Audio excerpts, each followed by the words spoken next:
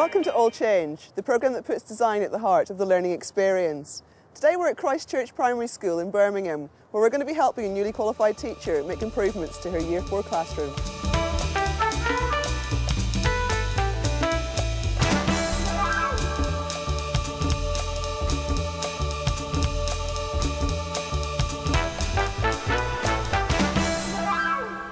An expectation of any primary school teacher is that they use their classroom effectively to promote learning. For an NQT, that can be quite a challenge. Creating different areas for defined activities and producing engaging displays is a skill that needs to be learnt. Over a single weekend, All Change will be working with an NQT and her school community to improve her classroom and create a flexible and colourful learning space. Christchurch Primary School is in one of Birmingham's most deprived areas. An elderly concrete and steel design with an outdated layout presents staff with challenges. We'll be helping NQT Amy Dutton to create a more effective learning space in her Year 4 classroom. And also in today's All Change, we'll be visiting architects who have designed a futuristic prefabricated primary school, built off-site and then delivered on a lorry. We'll be going to a school for Dutch students in Woking, which was designed around a central communal space. And we'll be providing some ideas for sourcing a range of science teaching aids.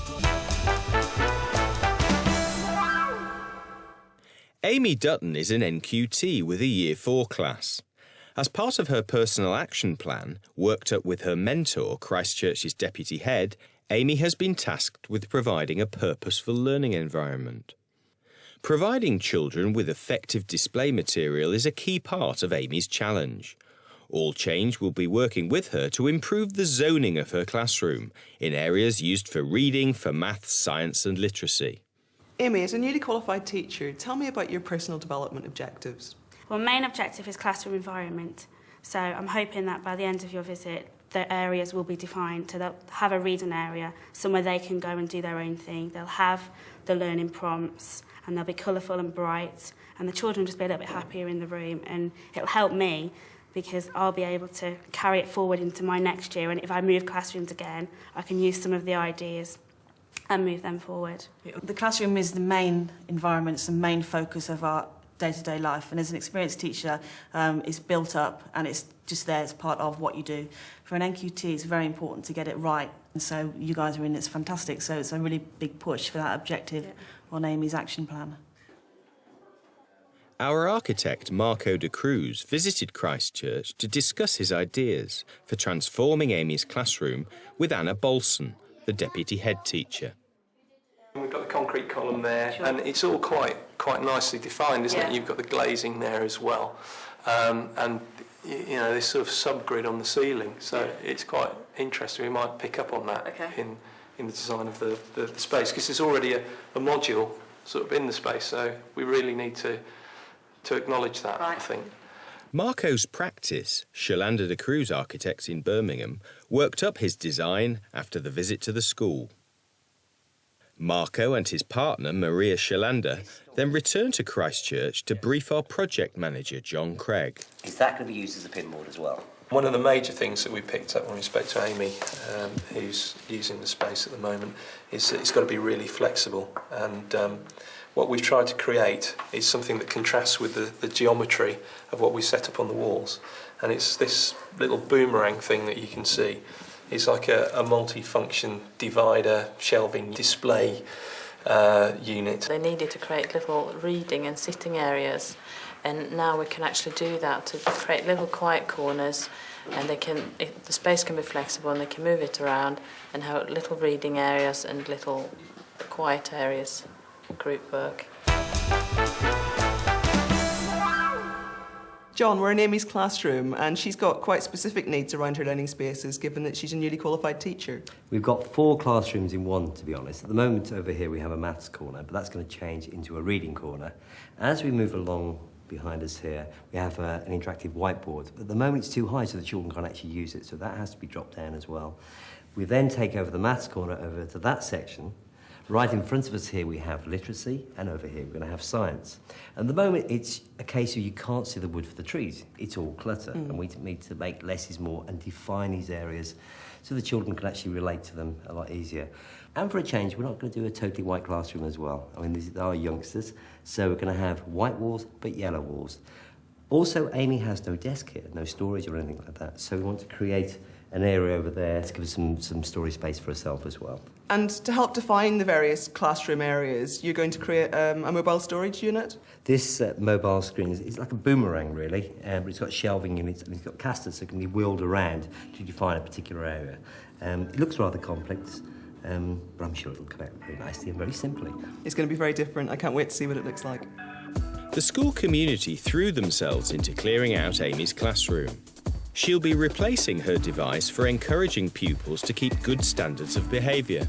Every week the children get 20 minutes extra fun time outside to do whatever they want with. Right.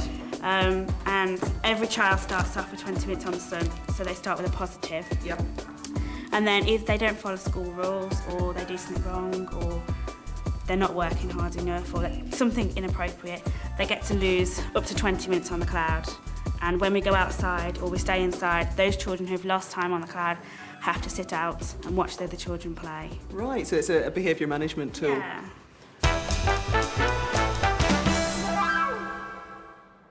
Visitors to Christchurch School are confronted with a rather shabby set of buildings, something of an embarrassment to the school's head teacher. As you reach the entrance, it just doesn't look very nice. It's getting a bit grotty and it's getting a little bit dirty, although we do try, our caretaker makes fantastic efforts of putting lots of flowers around it in the summer. But you come to it and it doesn't actually look like a school. So that has issues for when we're trying to attract parents to bring their children in. You've then got to walk all the way around the school, following the little footprints that have faded out to get to the main playground and the office. But it's getting on, it's old. It has flat roofs that the water runs off sometimes, and there are certainly temperature issues in some of the classrooms. It can be too hot, too cold.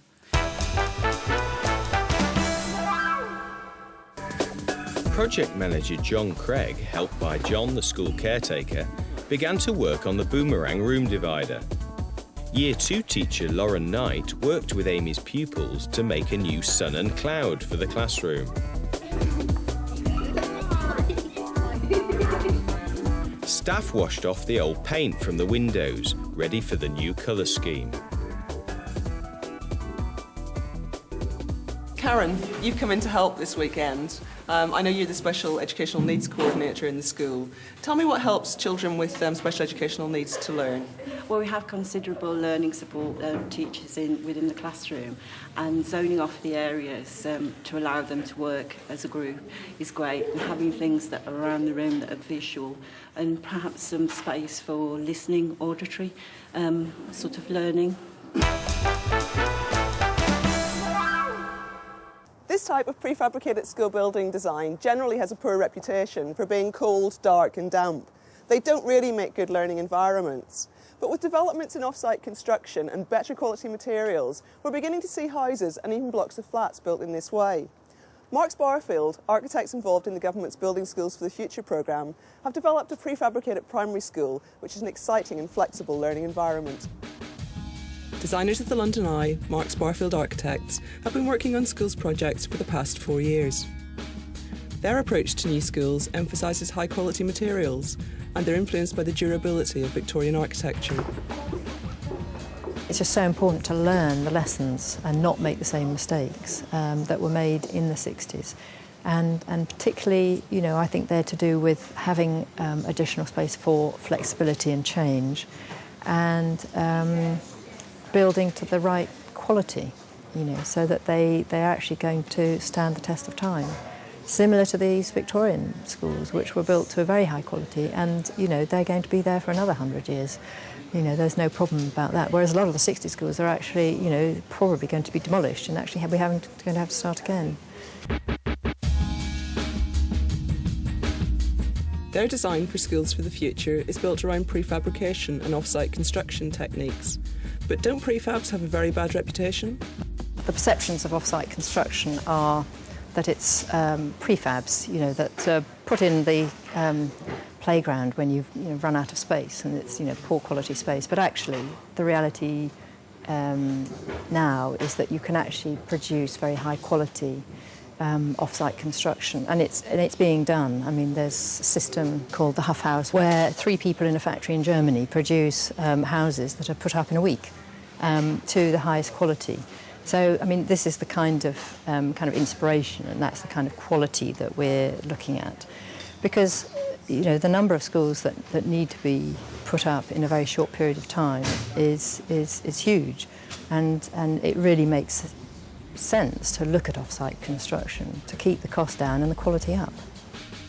In essence, their design is for a flat-pack school, delivered by a lorry. It's flexible and built to a very high standard of construction.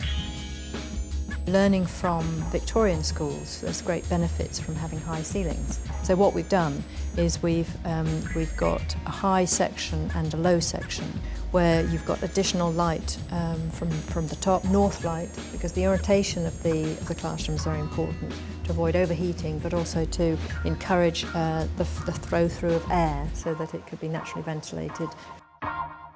And then this shows a kind of 2-classroom block that could be fitted together in many different ways, and it shows the flexibility. You can see the main teaching space here, the corridor space, and these additional spaces that can be slotted in or not, depending on whether they're required, and also these walls that can move and utilise the circulation space that would otherwise be unused. This shows how the plan can be adapted to many different sites. But the idea in all of them is that there would be a central space that could be used almost like a kind of meadow garden. And then to the drawing of a truck, showing the way the whole concept has been brought to site.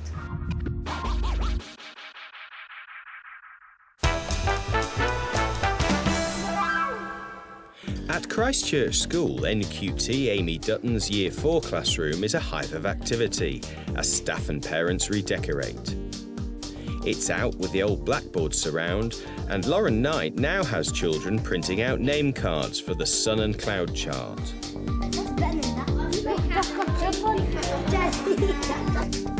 Amy's teaching assistant, Fuzana Minas, is on hand to help out as John Craig cuts out the shapes for the boomerang. I think the boomerang idea will help Fuzana because then she can section her group off away from the rest of the class. I'll focus on them. Fuzana will be behind the boomerang, if you like, working with her group. So they're kind of still in the room, but sectioned away so they can concentrate on what Fuzana's trying to teach them. These temporary buildings are home to Christchurch's Learning Centre, which provides for both adult education and primary classes in a zoned teaching space. Kay, we're in the Learning Centre. Tell me how you set this room out. Well, when I was given this room in September, the main problem was the noise. We had a lot of groups in here at one time, and the children were finding it very difficult to concentrate and focus on what work they were doing. So we came up with the idea of having partitions into the room. And we made this section, this zone here, mainly for Year 1 to come out and have booster groups in here, and a small area where they can sit and read. We've got a small library set up over there. So we tried to make it as bright and colourful as possible. And this area here? Yeah, and we allocated this area here to Class 2. We designated each area and each board space to that teacher so they could put up their own posters, their own key vocabulary around to help the children who come out for booster classes. And behind us? Behind us here, we also have some Key Stage 2 children come to work in here, so we needed some larger tables and an area where they could come. We also have parents who come in and use this room, so we've got the larger tables here for the parents. So each zone is separated by the partitions and it makes it easier to concentrate, keeps the noise down, and it's a much more workable room. A parent governor runs the adult education courses, which are held alongside classes for children. While parents are accessing training in the room, we have groups of children who are actually working in the other zones. And I think it's a positive experience for both children and the adults to actually see parents seeing the adult, the way the children are being taught and how they take on training in school, but also for children to see some of their mums actually taking part in community classes as well in their school. Because you run a number of courses in here, don't you? We do, yes. We have 3 programmes running at the moment, ESOL, Holistic Health and Beauty, and the Driving Theory course.